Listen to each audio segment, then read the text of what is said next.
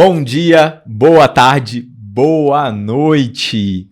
Não sabemos o horário que vocês estão nos assistindo, mas é sempre um prazer estar na sua companhia, Su, e ainda mais na companhia desse nosso convidado, que eu quero que você fale um pouquinho. E aí, como tá a expectativa? A gente estava nos bastidores aqui trocando, que tava assim já sensacional. A gente, temos que começar, porque isso tem que ficar gravado, registrado. Como o Douglas comentou, né? Um legado de história do cuidado paliativo brasileiro, né? Assim, com o que a gente está hoje, Su? Uma pessoa que é uma grande referência pra gente, né? O Dr. Samir Salman. E é interessante que a gente estava conversando um pouco sobre a sua história dentro do cuidado paliativo, e a gente vê, doutor, nos seus olhos, realmente a paixão, o propósito pelo cuidado paliativo. É impressionante, né? Doutor, eu vou falar um pouquinho do seu currículo, qualquer coisa você me corrija. Dr. Samir é médico, idealizador e fundador do Hospital Premier, que é um hospital referência em cuidados paliativos no país. Ele é superintendente e diretor-presidente do Instituto Premier, que é um instituto satélite do programa KELCA, aqui no Brasil, desenvolvido lá pelo St. Christopher Hospice.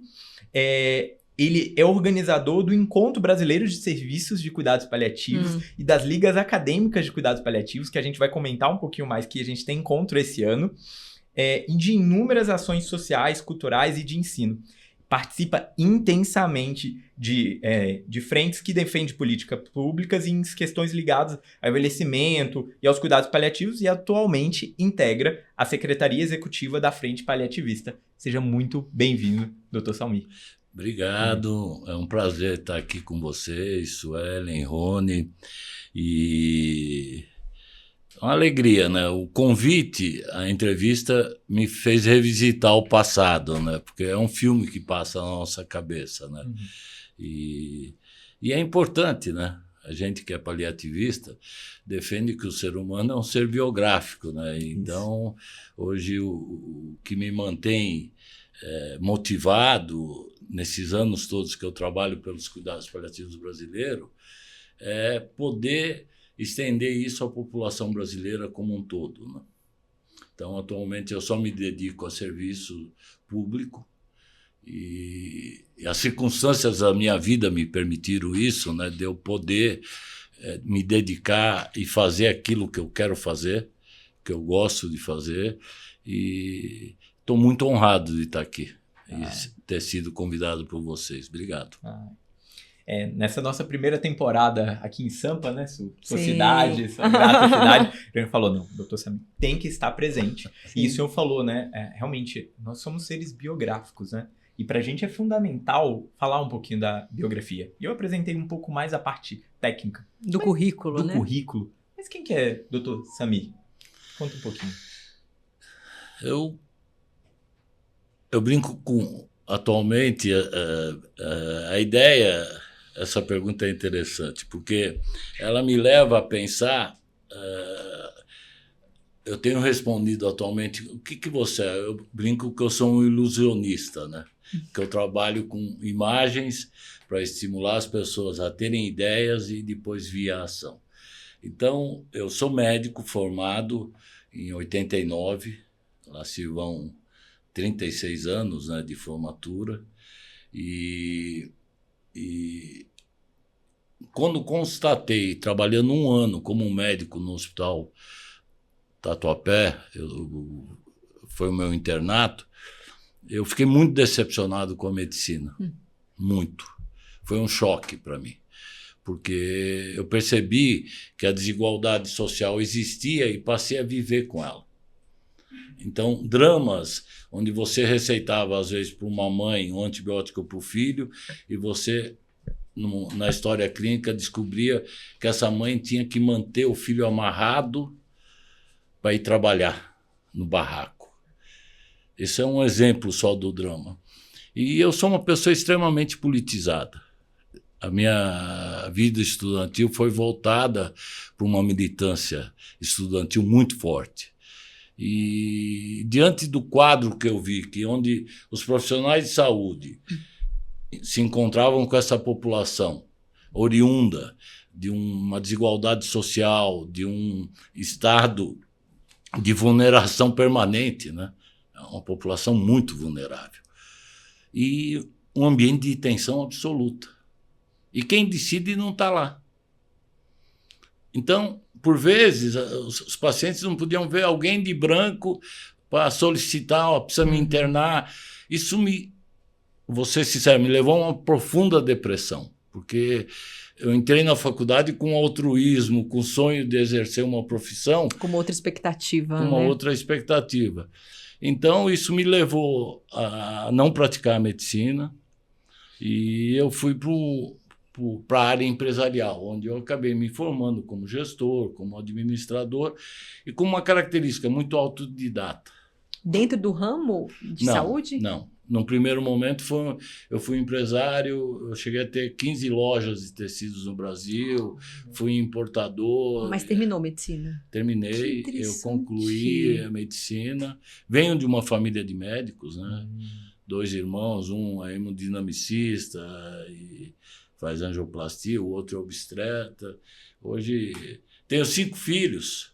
4 são médicos, então o almoço em casa não é um almoço, é uma reunião clínica, né? Então, os 4 formados. E fui para a área empresarial e voltei para a medicina no ano de 2002.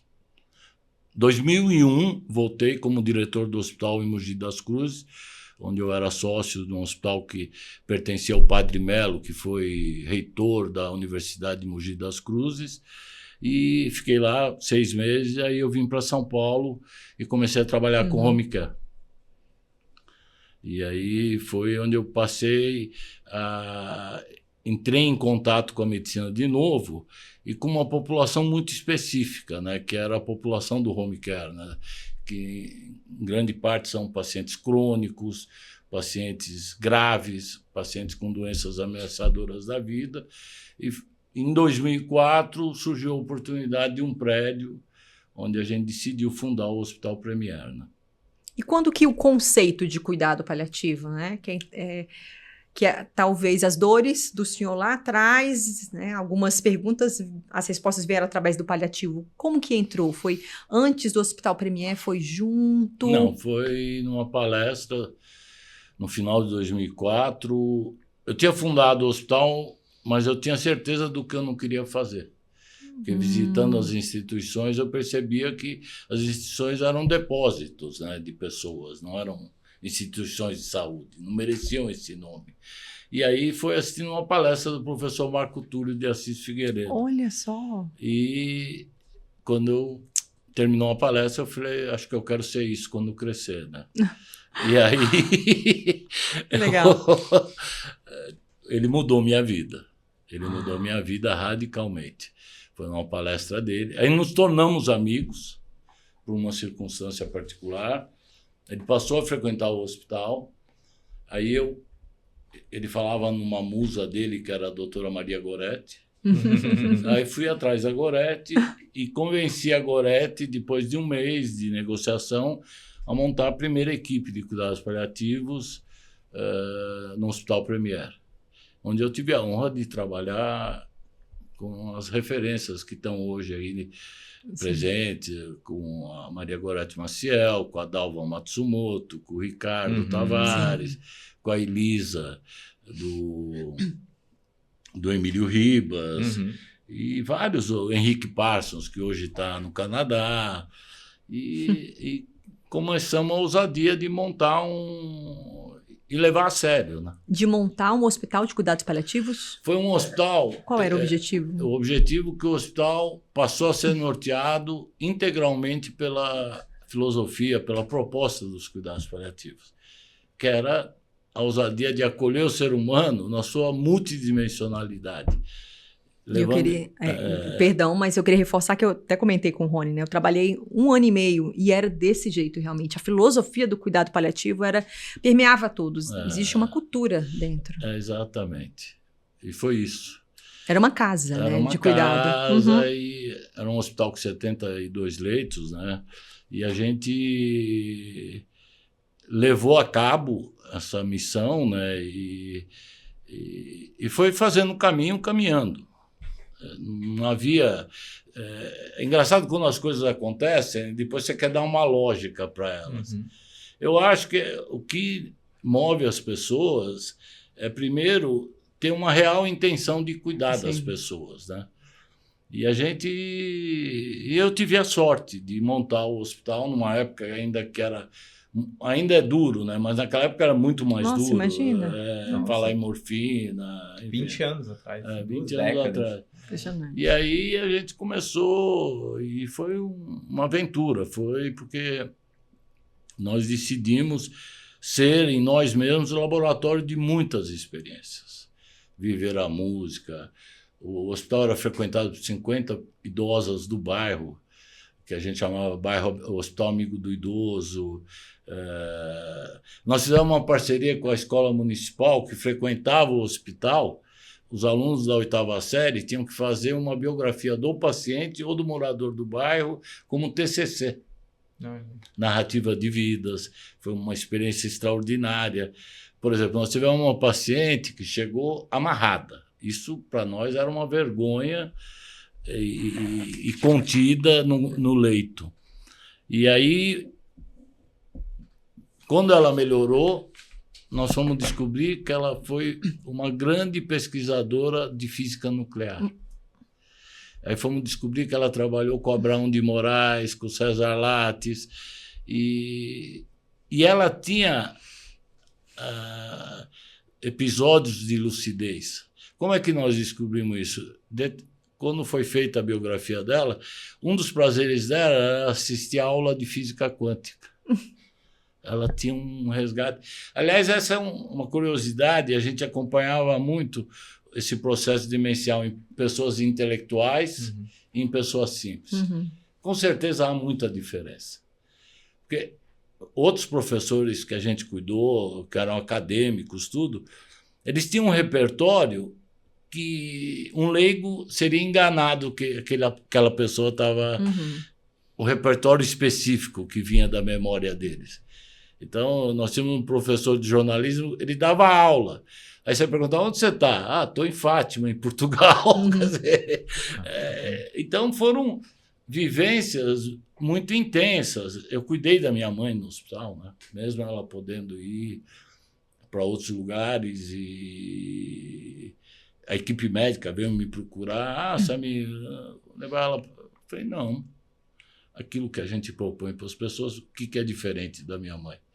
Porque essa linha que separa a decisão de investir ou não investir é o grande drama que a gente enfrenta. A gente acabou de vivenciar o processo do Papa, que vai alimentar mais essa discussão pela obstinação terapêutica. Eu levei minha mãe, começamos a cuidar, ela já não respondia à antibiótico terapia e a gente... Aí quando eu desliguei... Respeitou aquele processo como natural. A minha mãe me falou uma frase que me marcou muito durante o meu cuidado com ela, tudo. Aí eu conheci o hospital de noite, né, assim. E aí eu falo isso porque um dia entrou uma faxineira batendo a porta, né? Aí eu olhei para ela, ela me viu, mas eu me comportei como cuidador, não como diretor. E foi muito interessante que eu desliguei os monitores, né? Aí a físio chegou lá, né? Doutor Samir, por que... Eu falei, me diz uma coisa, vamos supor que ela parou, o que você vai fazer? Nada. Eu falei, então para que você quer saber? Eu falei, isso aqui está incomodando ela para ela dormir, enfim. Mas esse processo de cuidar da minha mãe me ensinou muito. Porque a gente, quando vai explicar o profissional de saúde para a família, por vezes a gente se irrita e quer que eles compreendam no nosso tempo. Isso é um dilema permanente. Eu, quando vivenciei com a minha mãe já estava fora de expectativa, mas a dor visceral que eu estava sentindo era, para mim, incurável. Quer dizer, eu não aceitava aquilo. Quer dizer, mesmo sendo médico, mesmo entendendo, isso me ensinou a ter compreensão no momento que a gente quer passar. Principalmente no ambiente hospitalar, né? Porque o paciente e a família ficam reféns daquele ecossistema, né? A minha mãe teve uma hora que todo mundo... um movimento de buscar, colher gasometria, ela me chamou e cochichou no meu ouvido. Vocês vão me matar quantas vezes para eu morrer? Isso foi definitivo para mim. Ficou posto para o senhor os valores dela, o que era importante para ela naquele momento. Então, são lembranças que foram muito fortes e me ensinaram, né? Porque o processo, as habilidades necessárias para os cuidados paliativos não são ensinadas. Isso vem de um processo muito de fora o íntimo de cada um. A formação técnica pode ser ensinada, mas a empatia e o amor... Eu lembro de uma fala do professor Marco Túlio numa palestra, ele falou, não se ensina amor nas faculdades. Se vive amor, né? Quer dizer, tem que se viver, tem que sentir para poder exercer os cuidados paliativos, né? É tão sensível a sua fala, né? O tanto que é importante. Né, nós estamos, né, à frente de uma pós-graduação, né, de cuidado paliativo do Sírio, e até a gente fez a mudança agora para a turma fazendo um estágio, que a gente percebeu isso, que há toda a questão técnica, né, a instrumentalização, que é muito importante para o profissional, mas a vivência, quando você está acompanhando alguém e está posto a dignidade, a questão da biografia, mas no momento que ela tá assim, no último capítulo da vida dela, sabe? Quando você se conecta com aquela pessoa, eu brinco assim que você não consegue desver, sabe? É impressionante. Essa fala da sua mãe, olha isso. Vocês vão me matar quantas vezes antes de eu morrer? Tem vivências em campo que são incomparáveis com qualquer outra vivência. E é interessante, né? Na sua fala já, nossa, tão profunda. Uma fala, eu vinha com a Su no avião, hoje de manhã, conversando, e a Su me falou uma coisa que eu não esqueci nesse período que ela trabalhou no Premier, né? Eu até anotei. Eu vi o cuidado paliativo nascer dentro da instituição. E ela falou com carinho, o senhor falou alguns nomes, porque são 2 décadas atrás, mas eu acho que o senhor não conhecia a Suelen nessa época, a Su. Não. E várias outras pessoas que tiveram a formação e que o Hospital Premier foi um berço de formação de vários. A Su tá lá em Brasília, montou equipe. E tantos, talvez, outros colegas que o senhor não conheceu, que essa semente foi plantada. O quanto que isso é impactante. E o quanto que o seu olhar de gestão, e esse é um dos pontos que a gente quer trazer muito, né? Porque esse olhar de gestão foi também o que propiciou muito, uma gestão humanizada. E isso é um diferencial gigantesco, assim, que eu vejo. E eu lembro que eu estava, não te comentei isso, mas eu lembro que meu plantão era no domingo, e quase todo domingo o senhor estava lá. Conversando com a equipe, todo mundo, doutor Samir tá aqui. Como assim, doutor Samir tá aqui num domingo, o diretor do hospital? Eu só estava lá conversando com a equipe multi, como é que estão os pacientes? Se tá tudo bem? E o fulano de tal quarto, era impressionante. Aquilo ali para mim, assim, foi para mim um ponto de inflexão, que eu percebi o que era o cuidado paliativo na perspectiva do gestor, que olha, sim, para as questões dos indicadores, números, e olha também para a assistência, que uma coisa precisa caminhar com a outra para aquilo de fato ter realmente um impacto na assistência. Assim. Para mim foi muito, muito assim, mudou muito a minha cabeça dessa vivência. Os enfermeiros, o pessoal brincava, né, que eu conhecia os casos mais do que eles, né, e realmente eu conhecia. Mas que vinha, eu lembro, no domingo, não era com aquele jeito de... Não, era... Gente, vamos conversar? Como é que estão? É tal como quem vai à casa, sabe? A nossa casa e quer saber como que estão as coisas. Muito legal. Vou te dedurar aqui, líder, tá? Né? Vou te dedurar aqui. Que ela comentou, você sabe, que ela... Tinha vários outros plantões que eram plantões tranquilos. Aquele pra, manter, complementar a bolsa da residência ali, né? Só que aí ela vivenciando aquilo ainda durante a residência de cuidado paliativo e o propósito, e eram plantões mais tranquilos. E aí esse plantão já era um plantão assim, poxa, aquela intensidade de um perfil desse hospital pro cuidado paliativo, né? Que as pessoas têm uma falsa impressão de cuidado paliativo. Cuidado paliativo, não tem nada que fazer. Não, pelo contrário, tem muito a se fazer. E aí ela foi começando a deixar esses plantões e pegando mais plantão ali pra essa vivência mais intensa, assim, né? O quanto que... Eu comecei quando era residente de clínica, né? E havia um discurso, olha só que interessante, né? É como uma ILPI. Então, não tem muita questão, não tem muita coisa para fazer. Eu ainda não tinha, eu nem sabia, assim, não tinha internalizado que eu queria cuidar paliativo. E quando eu percebi que, na verdade, eram os pacientes com mais necessidades, com mais demanda. E quando você via aquilo, aquele plantão semanal trazia todo um propósito. Foi, inclusive, dessa experiência do Premier que eu optei por fazer a residência e seguir minha caminhada. Muito interessante. Não, sabe como isso me deixa feliz, né? Quando a gente quer entregar algo e a pessoa recebe aquilo, quer dizer, o que você está falando, para mim, obrigado. A gente que tem que agradecer. A gente que tem que Obrigado, agradecer. Porque de fato, foi uma entrega assim, eu posso te garantir que foi ao mesmo um aprendizado, né? Porque a questão da gestão ela é muito permeada hoje por um gerencialismo exacerbado, uma adoração por logaritmos, como controlar o tempo, como determinar as coisas das pessoas. Então, nós estamos escravos de uma disciplina que é antinatural. E tudo que é antinatural faz mal. Isso tem consequências muito graves para as pessoas que principalmente trabalham em cuidados paliativos. Então, eu vou te dizer uma coisa, eu vou te confidenciar. Eu tenho recebido mensagens ao longo, depois que eu saí do Premier, essa sua experiência tem se repetido comigo. Não é algo somente comigo, era todo mundo tinha essa experiência. Eu recebi 2 mensagens de 2 médicas que foram aprovadas, estão com o RQ agora de paliativista, decidiram fazer cuidados paliativos por causa dos encontros brasileiros. Sim. Isso me dá uma alegria imensa, entendeu? Porque eu falo, putz, é isso, né? Nós temos que entender. No meu papel de gestor, hoje, eu vejo que os colegas que trabalhavam, porque na fase final do Premier, do ano de 2019, ficou uma equipe fixa. Eu consegui fixar uma equipe. E era muito engraçado, porque toda terça-feira havia uma reunião clínica. E aí a gente discutia, 8, 9 médicos, eu colocava aquela música a partir do alto do Chico Buarque, né, que Deus é um cara engraçado. Não sei se vocês conhecem essa música. Eu sou péssimo para estrofe e verso, enfim.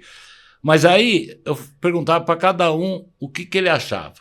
E vinha 8 respostas diferentes da interpretação. Eu falei, a realidade é desse jeito. Cada um de nós aqui está vendo essa realidade de um jeito. O meu papel aqui na reunião clínica é unificar um mínimo de convergência dos nossos objetivos. Eu acho inaceitável algumas atitudes. Para mim, me preocupava muito o ecossistema. Então, a gente fez uma pós-graduação em 2014, era cuidados paliativos no modelo de atenção integral à saúde. Eu fiz que cada aluno entrevistasse uma menina da copa, uma menina da cozinha e apresentasse junto com ela no dia da apresentação do trabalho. Essa é Maria, veio de Pernambuco, com 13 anos, assim, assado. Então, quando você traz o seu discurso para a prática, que é isso que, para mim, legitima qualquer pessoa, não a mim, eu acho que a gente tem que ter isso muito claro, principalmente nesse momento que a gente está vivendo de uma superficialidade absurda. A gente tem que ir além da página 2 e entender como é a prática. Eu falava, como é que nós vamos trabalhar com o sofrimento dessas pessoas que ficam 4 horas no ônibus? Como é que eu vou lidar com eles? Nós não podemos lidar para tentar resolver coisas que não estão na nossa governança, que é moradia, transporte. Mas tem outras coisas que podem. É olho no olho, respeito, sem assistencialismo, tratar o ser humano, um homem como um homem. E a mulher como mulher. E você, quando você traz esse espírito, e seja de maneira natural. Teve um vídeo que bombou. Nós estávamos um dia numa roda de samba, aí chega uma menina da limpeza e ela era uma verdadeira passista, era uma porta-bandeira. E ela ocupa o espaço dançando. Aí, quer dizer, as pessoas, o diretor do hospital está aí. Então as pessoas se levam muito a sério. Se a gente vai cuidar dos outros, quer dizer, a gente tem que estar preocupado com todo o entorno que está nesse... Então, eu não admito que uma equipe se autodenomine de cuidados paliativos e não cuide de todo mundo. Tente cuidar. Porque cuidar vai ser... Mas tenha um olhar para isso. Eu lembro de uma outra coisa que nós fizemos, só para terminar isso, vocês estão aqui me fazendo um favor enorme, né? Reviver minha memória afetiva. E em registro. Em registro. Faço questão de deixar esse legado. Nós fizemos um curso de iniciação de cuidados paliativos e uma das tarefas a gente dividiu em 5, era médico, enfermeiro, enfim, toda a equipe, era falar sobre o mito da caverna. E sem aula, eles tinham que fazer pesquisa e vir. E foi um extraordinário, foi uma catarse, as pessoas descobriram coisas. Então, a ideia do cuidado paliativo, nós temos que sair da parlilalia e do cuidado paliativo, de verdade. Então, você quer conhecer uma instituição de saúde, vai visitar o vestiário dela, vê como ela trata os funcionários, vê como é que eles comem, vê quantos...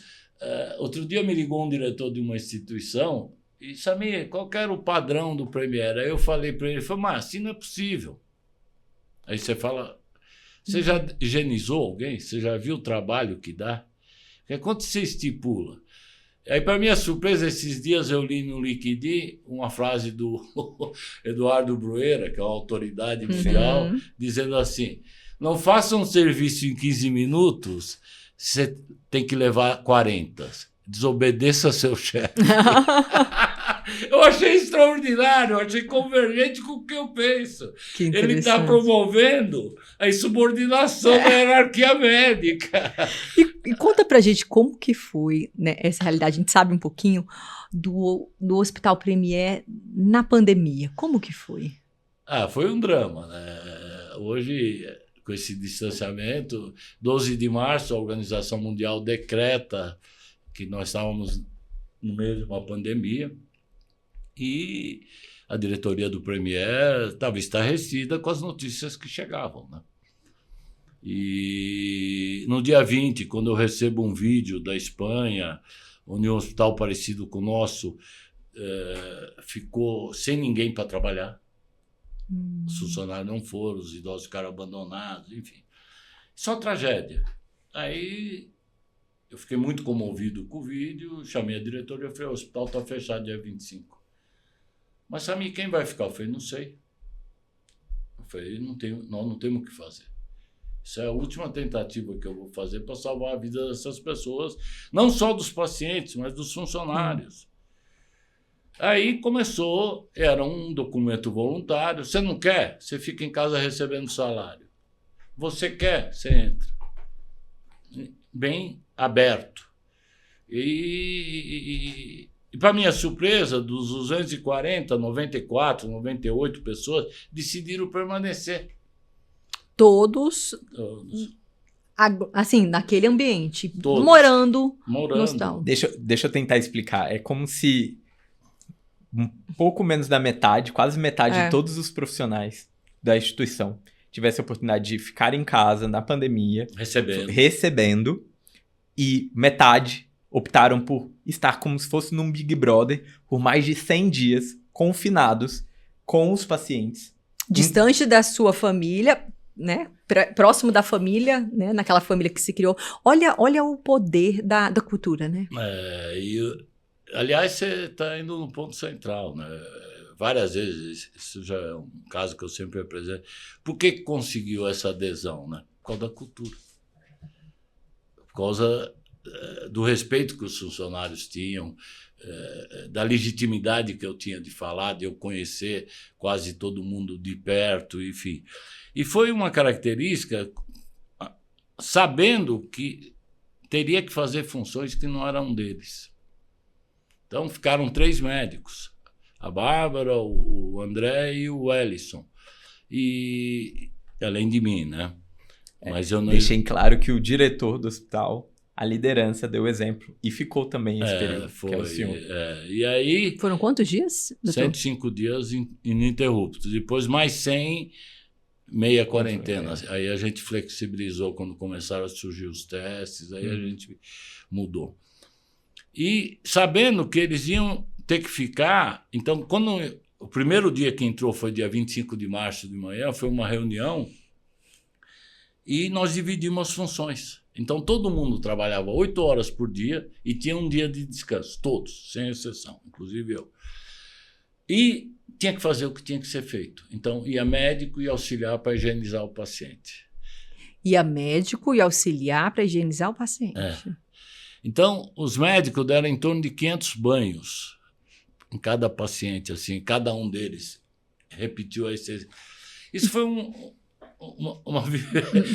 Eu tive que limpar o banheiro, eu tive que servir o café de manhã, eu tinha que fazer muita coisa. Então, 8 horas por dia, um dia de descanso e, se você pudesse, 1 hora de trabalho voluntário. A lista para preenchimento do trabalho voluntário ficava 2 semanas preenchidas para frente. As pessoas passaram a viver um momento e perceberam que havia uma defesa da vida deles lá. E nós estávamos genuinamente preocupados com todos, não só com os pacientes e com tudo. Isso foi um processo que me lembra, a gente fazia reunião filosófica. Aí um dia eu aprendi uma coisa como auxiliar de limpeza que eu tenho vontade de chorar. A gente apresentou uma alegoria do Schopenhauer, que era o navio de porcos e espinhos naufraga no Polo Norte. Aí, chegando lá, os porcos e espinhos, para não morrer, se aproximavam para não morrer de frio. Aí se feriam. Aí se afastavam. Aí ficou um dilema. Você quer morrer de frio ou ensanguentado? E aí todo mundo opinando. Se me ferir, eu firo. Aí chega uma auxiliar e pensa, eu prefiro morrer de frio, eu não quero ferir ninguém na minha vida. Então eram vivências que a gente... Então a quarentena deu certo porque a gente assistia as notícias de fora, havia todo um ritmo de trabalho e foi uma coisa assim muito interessante, muito interessante. E foi vivenciada... Você sabe que eu acho que os médicos deveriam higienizar paciente. Eles deveriam ter dimensão real de tudo que ele manda. O quanto é dificultoso, o quanto você tem que respeitar. Agora, você imagina, se a tua equipe não está minimamente respeitada, como é que ela vai cuidar? Com certeza. Sabe que tem uma colega que fez, inclusive, medicina, acho que foi na Alemanha, e ela comenta que dentro, né, ela fazendo medicina, né, na Alemanha, tem uma parte de estágio que é sobre isso, de você fazer a higiene do seu paciente, você alimentá-lo, você cuidar de todo relacionado. Para você cuidar da questão da medicação, não, isso é uma das partes. Primeiro, você precisa entender do todo o cuidado. Então, eu lembro que ela me comentava que teve um paciente dela que derramou a comida no chão, e aí ela já... Alguém vai limpar? Não. Não é o seu paciente, ele não derramou comida. Então, isso faz parte também do seu trabalho. Você sabe, a gente fazia questão de ter parcerias de receber residentes do HC, do Ricardo, da Unifesp e alunos. E eles tinham um estágio que eles viam o trabalho de todos os profissionais de cuidados paliativos. Todos. A nutricionista, a auxiliar de enfermagem, a físio, a TO. E eles saíam de lá impactados com essa vivência, né? Que é um exercício de cuidado intenso, né? Impressionante. E aí, doutor Samir, queria lhe perguntar, né? Em frente a tudo isso, quais foram os maiores desafios que o senhor sofreu na implementação realmente desse modelo, dessa forma? E até pensando, né, na implementação depois do Instituto Premier, né? Que eu vejo, né? Foi tudo vivenciado de forma muito... de forma muito verdadeira, de forma muito legítima no hospital, e aí vem a criação do Instituto, que eu vejo numa perspectiva de você poder ampliar tudo aquilo que se viu no hospital. É verdade. A gente... o Instituto ele foi fruto daquilo que a gente fazia. Quando a gente se sentiu maduro para poder expandir, a gente oficializou o Instituto, viajou para a Inglaterra, virou parceiro do St. Christopher e colocou em prática muito das nossas ideias. O que é importante, então vamos entender a saúde brasileira, suplementar e SUS. Suplementar, números genéricos, não tem a exatidão de um trabalho. 25% é atendido pela saúde suplementar e 75% é o nosso amado SUS. Aí você eu trabalhava com a saúde suplementar. Uhum. Então, vou contar um caos, rapidinho. Um dia eu recebo uma ligação de um vice-presidente de uma importante operadora de saúde que me pergunta: doutor Samir, eu estou vendo aqui que o paciente tal, o senhor está gastando muito dinheiro com nutrição, não sei. E eu entrei no prontuário e comecei a ver por que estava se gastando e percebi e dei justificativas técnicas. Uhum. Esse cara de tal tamanho, tal profundidade, pá. Aí ele me solta uma pérola. Não é médico, administrador. Geralmente, esses planos de saúde põem pessoas para fazer pressão que não são nem da área.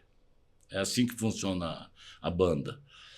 Doutor Samir, mas aí não, hospital de cuidados paliativos não é para morrer?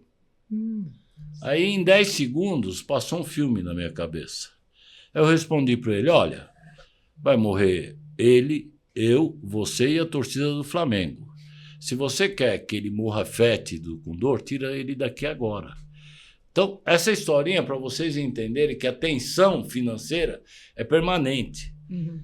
Só que dentro do hospital, para alguém que cuidou da sua própria mãe, quer dizer, então eu não tinha dúvidas do que eu tinha que fazer. O Premier é caro, o Premier é barato. Se regula tudo no país, só não se regula os lucros dos empresários, inclusive dos empresários de saúde. Por que a gente regula o salário mínimo? Por que a gente regula o salário do profissional liberal? Quer dizer, se eles ganham 10, eles querem 15. Se eles ganham 15, eles querem 20. Então, eu comento isso porque nós, profissionais de saúde, a gente tem visão sistêmica. Nós temos que ampliar a nossa visão sistêmica da onde nós estamos inseridos. Que sistema é esse? Que país é esse? Que cultura é essa? Então, você tem... Hoje, o capital chegou na área da educação e da saúde com força. Que se tem muita resistência e resiliência, no sentido de você... custa muito caro quando você assiste o sofrimento. Um dia eu perguntei para uma auxiliar: por que você continua trabalhando aqui mesmo com uma proposta maior de salário, né? Aqui eles sofrem menos, doutor. Então, haviam senhas que nos davam que o caminho era esse, entendeu? No sentido de... Então, o enfrentamento hoje, eu posso afiançar para vocês que é uma atividade que ela é financeiramente viável, desde que os empresários não queiram ganhar mais do que os outros, para ir assistir uma partida de Grand Slam no Principado de Mônaco, né? Porque as pessoas têm uma vida decente, sabe? Você não pode se arvorar porque você é o CEO ou porque você é empresário e usar dessa inteligência e não se preocupar com o todo. Nossa, o senhor tocou num ponto tão sensível que a gente conversa tanto, né? Uma coisa, né, que eu vejo, né? Não sei se faz sentido para o senhor pode me corrigir, né? Um modelo de negócio que é lucrativo e ponto final. Outra coisa é um modelo de negócio que é lucrativo, viável e sustentável. A gente precisa também ter a sustentabilidade, né, e a viabilidade de um serviço, porque se a gente só olhar o lucro, é como se aquilo fosse o objetivo, né? E não pode ser. Senão a gente pode perder realmente o grande objetivo do modelo de negócio dentro do cenário de saúde, que é prestar o melhor serviço para o paciente, né? Você acha que é possível? Você acha que isso é muito lúdico? Sendo muito transparente, sincero, para a nossa realidade hoje, principalmente no Brasil? Eu sou organicamente otimista. Intelectualmente, eu posso ser pessimista diante das circunstâncias. Mas eu acho que a gente tem um papel de... Eu sempre brincava com a minha diretoria que eu gosto de gente que resolve problemas, não que problematiza. Porque o problema está dado. Então, se você vem aqui para me explicar o problema... Não... Agora, o que a gente pode fazer? Eu acho que é possível, mas é um conjunto de circunstâncias que... Vamos definir cultura. O que é cultura de um povo? Voltamos para a cultura, sim. É o depósito de valores daquele povo. Uhum. Então, é um fio de meada. Nós precisamos ter uma outra entrevista que a gente fosse discutir por que as entidades representativas médicas permitem que lugares se abram, que os lugares funcionam sem as condições ideais. Eu, desde o primeiro momento, eu tinha comissão de infecção hospitalar dentro do hospital, era o doutor Ivando e Emílio Ribas.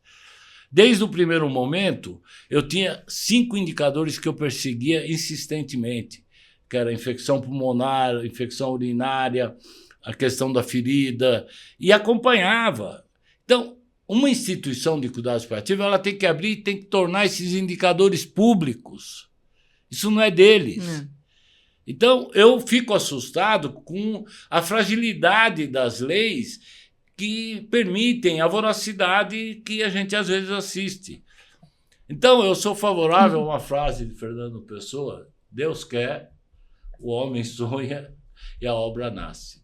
Então, eu sempre, desde a minha juventude, eu posso confidenciar aqui, me auto-jactando um pouquinho, tudo que eu sonhei deu certo. Não sei por quê. Porque muita gente, às vezes, lutou mais do que eu, mas eu acho que eu tenho uma sina de sorte, né? Assim, nesse sentido. Eu, quando a questão do hospital,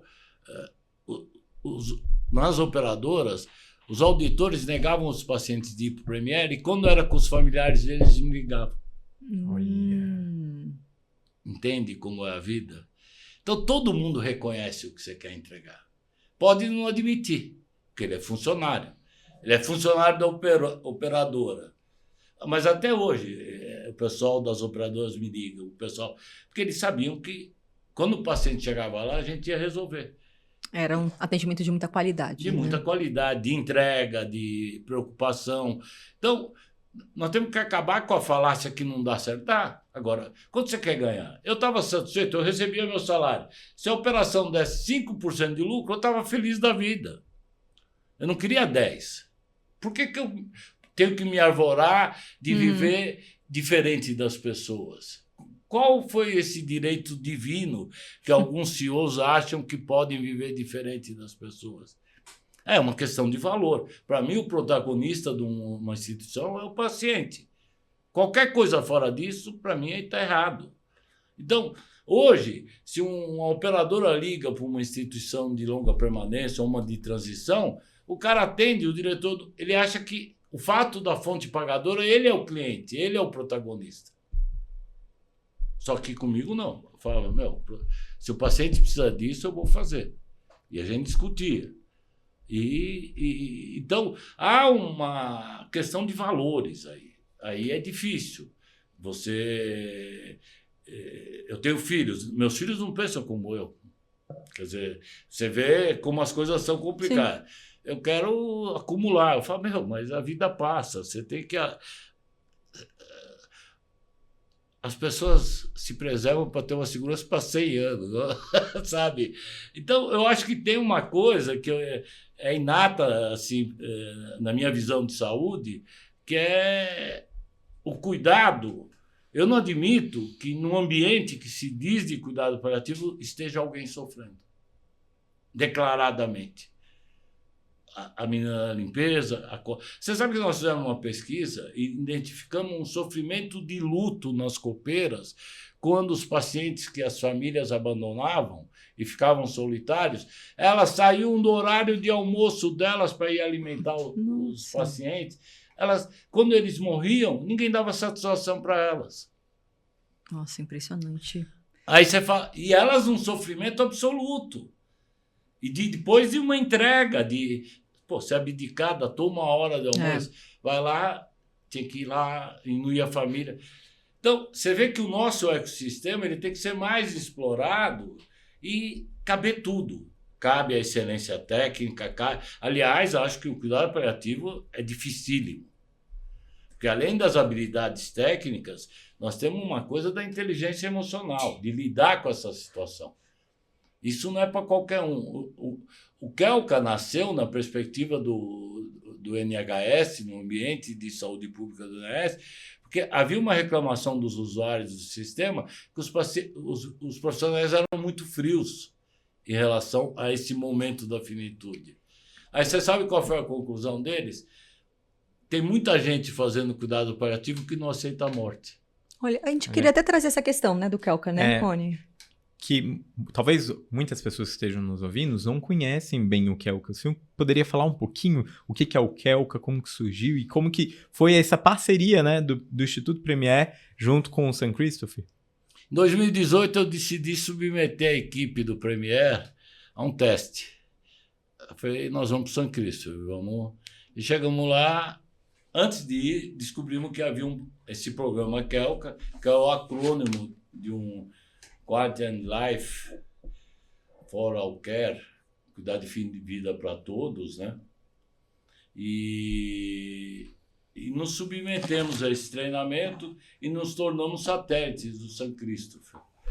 A equipe, quando foi para lá, que foi a Angélica, a Mira e a Manuela, a Angélica.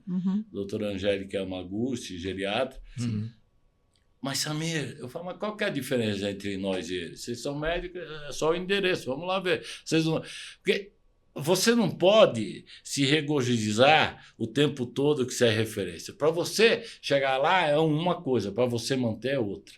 Você tem que se colocar em desafio. Você não pode ficar... Eu falei, não, vamos ver se nós somos bons mesmo, vamos nos expor lá e apresentar. E aí nasceu a parceria e decidimos que nós dividiríamos isso com o setor público brasileiro, que nós não buscaríamos rentabilizar. E começamos a propor para os serviços públicos que fizessem um treinamento e a partir daí se tornarem centros Kelkas. É um treinamento para ser uma referência em assistência ou ensino? Ou em ambos? Eu acho que é em assistência e ensino em ambos. Na verdade, é um tempo de reflexão, de autorreflexão da equipe. Então, você escolhe dois facilitadores, duas pessoas que tenham 3 anos, pode ser qualquer um da área de saúde, físio, fono, enfermeira, que tenham 3 anos comprovados de cuidados paliativos. Essa é a condição sine qua non para participar. Aí ele escolhe de 4 a 8 da equipe, no mínimo 4, no máximo 8, para capacitá-los a refletir sobre a morte, sobre as questões que fazem parte do dia a dia, e às vezes as pessoas não têm habilidade e a instituição nem se preocupa com isso. E aí, a partir daí, se forma são 6 meses, né, de treinamento, de supervisão, onde eles apresentam um trabalho de conclusão que, em geral, é um trabalho, um projeto que vem a melhorar o serviço deles lá. E nesse sentido, então, nós temos o pessoal da USP, da Unicamp, do INCA, Hospital de Base de Brasília, Pernambuco. Nós vamos para a 5ª rodada do Kelka agora. E qual que é o nosso objetivo? É criar um padrão de conversa, estabelecer que uma equipe tem que olhar para o todo. Não adianta um médico excelente, formado em Harvard. Não, a equipe, como é que ela está? Porque se a gente fala em cuidado, como alguém vai cuidar de alguém se não estiver feliz? Sim. Não falo na felicidade que está sendo vendida aí. Estou falando da felicidade da dignidade, o mínimo. Eu tinha funcionários meus que passavam fome. Quer dizer, estou falando de um lugar na zona sul de São Paulo e a gente percebeu isso e reforçou a alimentação deles, das faxineiras, das copeiras. Então, como é que você fala em cuidado, está lá na sua missão, visão e valores, e se na prática Sim. você é um... Sabe? Então, para mim, eu fui muito educado em buscar coerência entre o que se fala e o que se faz, né? Para mim, aí é onde eu olho para as pessoas. Eu não me seduzo por luz fluorescente. Eu quero saber, nos pequenos gestos, como as pessoas são. Sabe? Como é que elas desenvolvem esse trabalho. Né? E como que surgiu os encontros do Serviço de Cuidado Paliativo, né? Né? 2000, conversando melhor com o senhor, a fala do senhor e a ação, né? Eu conheço a sua trajetória, é de muita coerência. E como isso é magnético, né? Como isso atrai? Como que foi essa questão? Nós tínhamos uma parceria com a Cinemateca Brasileira. Desde 2008, com o Marco Túlio, com o pessoal, a gente fez uma parceria, uma vez por mês nós íamos para a Cinemateca para discutir com a sociedade, convidar uns filósofos, jornalistas. Meu Deus. E foi o maior público da Cinemateca durante anos, né? E naquele período. E o que nós fazíamos lá? Ciclo Aprender a Viver, Aprender a Morrer. Era 2008, 2010, 2012, nós falamos, não, agora vamos fazer o primeiro encontro brasileiro. Que a gente já sentiu que havia um movimento. O resultado desse primeiro encontro virou um pôster que foi para a Dinamarca, 32 serviços na época. Aí nasceu dentro do ambiente de ciclo de cinema chamado Aprender a Viver e Aprender a Morrer, onde a gente passava filmes e eram aulas, né, de reflexão para todos, para quem assistia, para nós mesmos. Aliás, foi a minha principal universidade, porque eram impactantes, né, assim, os filmes que a gente passou, Uma Vida Sem Mim, Uma Lição de Vida, que era da Emma Thompson, Sim. Uma Vida Sem Mim, que era 2 cânceres de ovário. Uma decidiu seguir um protocolo clínico, a outra decidiu fazer as 10 últimas coisas da vida. Aí você não define um julgamento. Cada um que carregue aquilo tem a que sua pode... escolha, os seus valores de vida, né? Não, e cada um carrega o que pode suportar, né? Sim. E aí foi aí que nasceu os encontros. E o objetivo do encontro sempre foi dar visibilidade ao povo que trabalha e a TV não vê, não é assim? Então, para mim, sempre me preocupa muito, desde o primeiro momento que o encontro nasceu, trazer prestígio para quem está trabalhando, entendeu? Porque eu sei o quanto é difícil as pessoas manterem a sua própria subsistência e ainda ter uma reserva de altruísmo para cuidar do coletivo, né? Então, aí veio o primeiro, veio o segundo, veio o terceiro. E se você visitar, os encontros estão no site do Instituto Premier. O último encontro foi... Sim. Assim, foi um desafio. Para nós, sempre o grande desafio é superar o último. Porque você gera uma expectativa, então você gera um processo de possível frustração, né? Então, as pessoas não sabem, mas a gente trabalha muito tempo antes para as coisas casarem. Para quê? Juntar conhecimento técnico, juntar comida, juntar música, juntar filme. O último encontro nós passamos um filme do Rajagopal, chama Hipócrates. Se vocês quiserem, eu passo para vocês, eu tenho a licença paga para poder dividir, eu mando para você no teu e-mail. E foi a lição que o Rajagopal, na Índia, que é um país 7 vezes maior que o Brasil, ou aproximadamente isso, e conseguiu, com muito mais adversidades que a gente, se tornar uma referência em cidade compassiva com Kerala. E o filme dele é baseado em lições do Gandhi. O encontro impactou todo mundo. Então, essa preocupação técnica... Eu dava cursos dentro do Premier em horário de trabalho. Eu não aceitava que não fosse em horário de trabalho. Eu falava, eu não vou ser responsável por mais uma pedra no caminhão que essa gente carrega. Tem que ser em horário de trabalho. Eles têm que ser tratados com lanchinho, com não sei o quê. Então, você vê que essa cultura... Na hora que a onça foi beber água, que foi a época da pandemia, que as decisões... Quando você está num dilema, numa tragédia, não tem solução certa. Você poderia ter deixado o hospital aberto e morrer gente. Quer dizer, agora... Quando os valores ficam muito postos. Você sabe qual foi a pergunta que me assombrou durante 2, 3 dias? Se esses colaboradores fossem minha família, qual era a atitude que eu tomaria? Foi a atitude que eu tomei. De protegê-los. Então, às vezes o poder ele é solitário. Se você fica numa situação de fazer o certo quando ninguém está olhando, sabe como é isso? Tem gente que é ético se a câmera está presente. Não. Mas eu falei, não, eu tenho que defender. Não sei o que vai acontecer. Eu não sabia mesmo. Mas pelo menos eu ia tentar. Eu tinha, dentro dos pacientes, 2 amigos muito queridos pessoais. Meu. Um era o jornalista Palmério Doria, que é um grande jornalista e escreveu 2, 3 best-sellers, e o outro, o João Pacheco, que era um advogado que eu já tinha amizade. E aquilo me mobilizou. Eu lembro do Plínio Marcos, um autor que falam que é o substituto do Nelson Rodrigues, que eu fiz uma oficina com ele quando jovem. Qual o né? nome? Plínio Marcos. Aí ele fazia uma oficina, enfim, aquelas oficinas esotéricas de valores, né? Ele fala, ter fé é saltar do picadeiro sem rede. Quando você calcula, não é mais fé.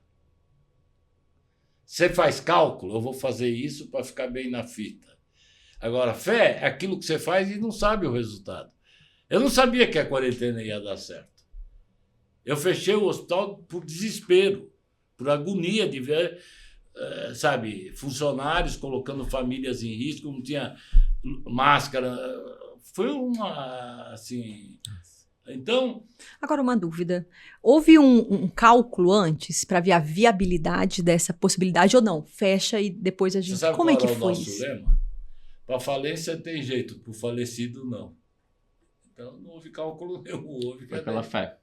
Se ele fizesse cálculo, não era fé. Ele falou. Sensacional. Eu fui obrigado a vender o hospital, não digo que foi exclusivamente, mas isso Ajudou. contribuiu e muito para a situação, entendeu? Para o aperto que depois eu vi. Mas eu espiritualmente estava preparado para a falência, eu não me preocupava. O que a gente viveu depois dos primeiros 14 dias foi um negócio muito... Foi um momento, assim, mágico, né? Onde todo mundo se vestia com a mesma roupa. Você chegava lá no hospital, você não falava, esse é o diretor. Todo mundo com a mesma roupa que a gente ganhou de doação. Era uma calça de carteiro azul e uma camisa amarela. Aí você vê as fotos, todo mundo com a mesma roupa. Você não... Então, eu estava lá lavando o banheiro, estava lá servindo a comida, você não sabia quem era quem. E por incrível que pareça, eu lamento profundamente isso, os pacientes melhoraram. Eu acho isso, eu sempre brincava, excesso de amor de família, Manuela, minha filha, vai me matar agora. Excesso de amor de família às vezes atrapalha o tratamento. Isso é sério. Às vezes você tem que dar mais da família do que o próprio paciente. Sim. Vocês Sim. são profissionais, não estou contando nenhuma novidade para vocês. Né? Então, foi um... Agora, você perguntar para mim, você sabia? Não.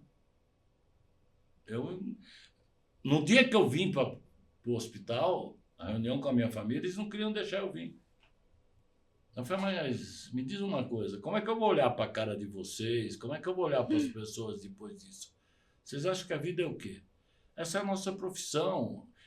Na época eu tinha 2 filhos fazendo residência na Santa Casa. Um deles, os 2 pegaram Covid.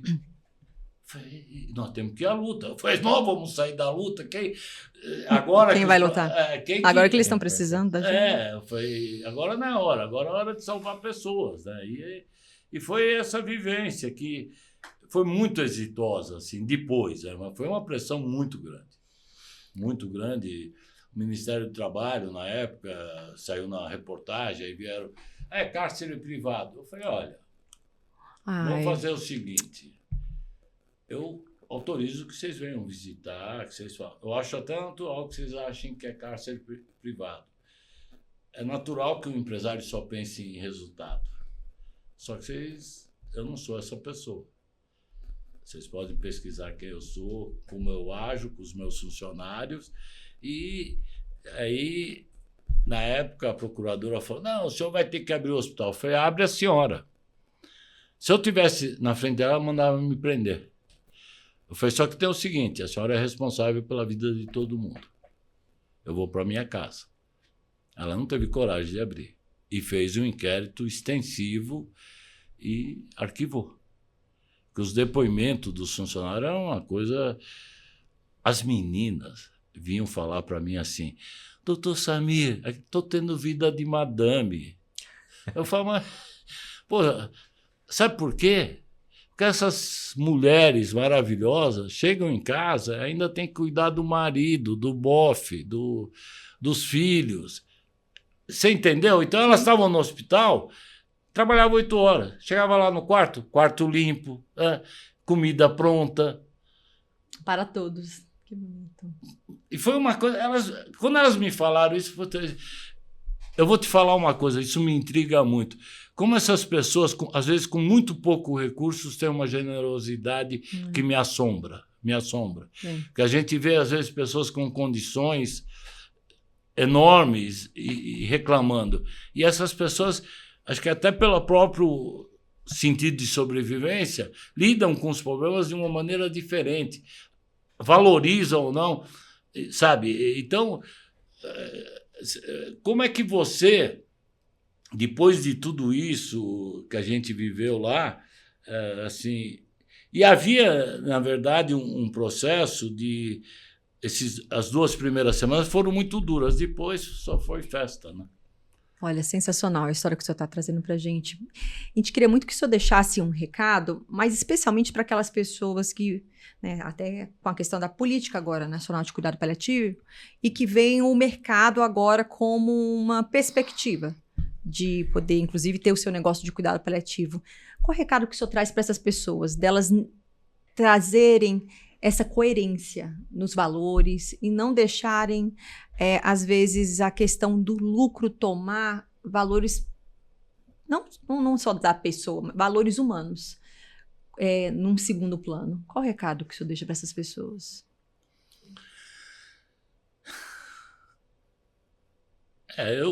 Geralmente eu não me sinto autorizado, assim, eu sempre defendo a ideia que é muito difícil você convencer as pessoas daquilo que você está fazendo como certo, né? O que eu posso dizer é que o ato de cuidado tem que ser um ato incondicional. E não é um ato de cuidado só com o paciente. É um ato de cuidado com todo o ecossistema. Eu posso garantir para as pessoas que têm interesse em montar, trabalhar com isso, que é lucrativo. Agora, não exagere no lucro. Retribua. A gente tem que retribuir para a sociedade que nos forja alguma coisa. Então, não acredite que você é o CEO. Isso é uma falácia. Não há CEO. No navio, 250 pessoas trabalhando, esse é o CEO. Para mim, esse tipo de coisa não existe. A coisa é um processo de inteligência coletiva, sabe? O intelectual coletivo que atua. Eu aprendi com a Marieta, que é a menina da limpeza, uma senhora da limpeza. Ela só conversou comigo depois do 4º café da manhã, que ela dedicou a vida dela para ensinar as filhas. E aí você percebe que quando você entra numa instituição de saúde e você não está propenso a defender a vida do paciente, é melhor que você não faça cuidados paliativos. Você vai enfrentar o principal tribunal que a gente enfrenta, que é a consciência.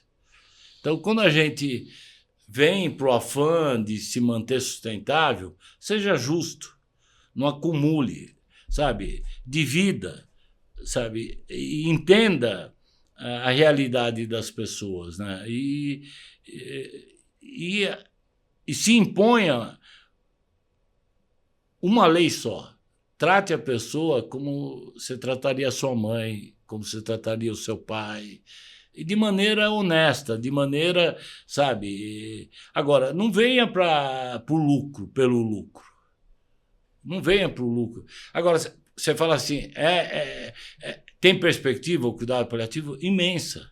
Agora, a grande pergunta que nós temos que fazer é que tipo de cuidado paliativo nós estamos fazendo? Essa é a segunda pergunta. Nós temos uma cobertura de 50 milhões de brasileiros, mas que tipo de cuidado? É isso que nós estamos vendo? É assim? É colocar música? As pessoas usam das artificialidades e no dia a dia. Você sabe que a gente diminuiu a infecção hospitalar do hospital, a infecção urinária, quando a gente passou a trocar os pacientes de 7 a 8 vezes por dia. Olha só. Com técnicas de cuidado. Uma técnica, dá trabalho. Então, sabe, procurar meios de aliviar o chão da fábrica, sabe? Sim. De interagir com eles. E buscar capacitá-los, treiná-los na técnica de remoção, estar preocupado com os mínimos detalhes. Não ficar na posição de cobrança, gerencialista, Eles têm uma obsessão, uma tara pelo logaritmo, eles querem controlar. O fulano vai atender em 15 minutos. Um físio trabalhava comigo, ele teria que fazer 6 atendimentos em 6 horas, excepcionalmente 8. Então, nós precisamos saber o que as instituições estão fazendo. Somente, você está se expondo publicamente, como é que é aí o jogo? Cada médico atendia 10 pacientes, atendimento longitudinal, medicina artesanal. Eu não precisaria receitar 500 ml de soro glicosado para um paciente que está com edema de pulmão. Eu receitava 50, depois eu ia lá ver.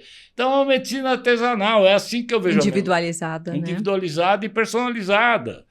Então, não é para poucos, né? Assim, eu acho que a gente tem que ter um olhar e entender que é muita responsabilidade, porque você é porta-voz desses pacientes. Você tem a responsabilidade de defendê-los, porque às vezes eles não falam, não se comunicam e são vítimas, às vezes, de famílias perversas, que às vezes estão loucas pelo inventário. Então, eu acompanhei muito o professor Diego Gracia, que diz o seguinte: nós temos que sair da medicina paternalista e hipocrática para a medicina de decisão compartilhada, mas com jogo sincero. Vamos todo mundo aqui. Qual é o interesse do senhor diretor do hospital com esse paciente? Quem paga a conta? Qual é o interesse? Quer dizer, quais os interesses que existem? Para depois você começar a pensar numa solução, né? Sensacional, sensacional. Doutor Samir, assim, verdadeiramente tomado e aprofundado pela profundidade do compartilhamento. Infelizmente, nosso tempo já está para lá, tô aqui com e a dor gente queria no coração. Mas para finalizar, gostaria primeiro, né, que o senhor compartilhasse, em meio a todo esse cuidado para com o outro, para com o paciente, muito além do para com o paciente, com o cuidador, que o senhor compartilhasse uma prática de autocuidado com o senhor, em frente a tudo isso também, brevemente, se possível. Tem algo que vem à sua mente? Eu gosto de samba, gosto de música, gosto de futebol, gosto de poesia, gosto de teatro. E eu gosto de juntar pessoas, eu gosto de... assim... Você me lembrou o Eduardo Bruera de novo, né? Ele diz assim: o autocuidado não é suficiente. Não cura, não resolve o problema. Ele é uma ferramenta. O que nós temos que fazer, nós paliativistas, é que cobrar que os nossos gestores gostem de cuidados paliativos e de clínica. Não podemos ter gestor em cuidado paliativo gerencialista. Como é que eu vou tratar das outras dimensionalidades da espiritualidade se eu for um cara extremamente matemático? Tem hora que é a última hora daquele paciente. Não, mas eu tenho que cumprir a obrigação da administração. Pô, mas você é o cuidador, você pode ser a última pessoa que ele está falando na Terra. Quer dizer, então, há essa questão que eu acho que a gente tem... eu sou muito respeitoso às circunstâncias das pessoas. Então, se eu tive a sorte de ser como eu sou, eu não sou como Narciso, né? Não acho bonito só o que é espelho, né? Como nos ensina o Caetano, né? Bonito é a vida. Eu aprendo muito, às vezes com pessoas muito divergentes do que pensam, mas porque se a gente se comportar reagindo da mesma forma que as pessoas nos tratam, nós nunca vamos melhorar. Então, assim, é um processo. Eu tive a sorte de conhecer o Marco Túlio, tive a sorte de trabalhar com a Maria Gorete Maciel, o Ricardo Tavares, com a Dalva Matsumoto, com a Elisa, com o Henrique Parse. Quer dizer, é aquela história, né? Deus quer, o homem sonha e a obra nasce. No meio de tudo isso, tem a fé. Os meus filhos me recriminam que eu sou... Pai, você não vai cobrar o Kelka? Que é uma das suas... Não vou cobrar. Mas, pai, as contas não estão fechando. Eu falei, vocês têm mais do que o suficiente para viver. Vocês comem, bebem, quer dizer... Então, nós precisamos controlar um pouco esse ambiente da exaltação da riqueza. Isso é uma falácia.